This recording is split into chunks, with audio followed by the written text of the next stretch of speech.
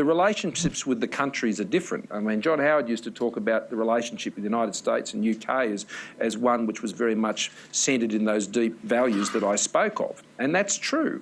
And our relationship with China is different.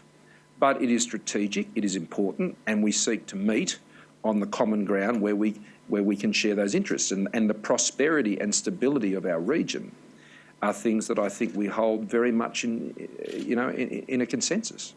What will be your priority in conversations that you have with President Xi in the coming weeks and months? I think it is to assure and provide a confidence that Australia and China can get on with business as usual, that the way we run our show is we have clear rules, we welcome investment. I mean, there is no country in this part of the world that has a more liberal and open investment environment than Australia. You cannot invest as an Australian in the rest of our region like the rest of our region can invest in Australia. And we do that not just because we're charming and welcoming, but we do it because it's in our interest to be like that. We have been an open trading nation for thousands of years, going back before European settlement in Australia.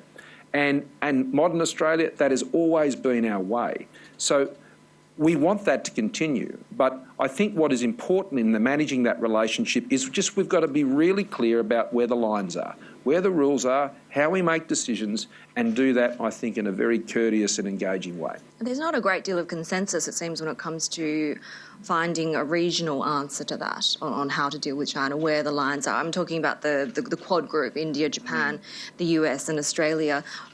The talks have been sporadic, kind of stop-start. Why do you think it's so difficult to get a regional collective sense of how to approach this? Well, it's complicated.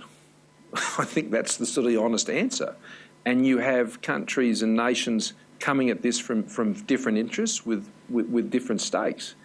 That's why I think in many cases what you'll end up getting is the amalgam of all of their individual responses. Now, whether they can overlap and align in these forums, well and good. I think that's excellent.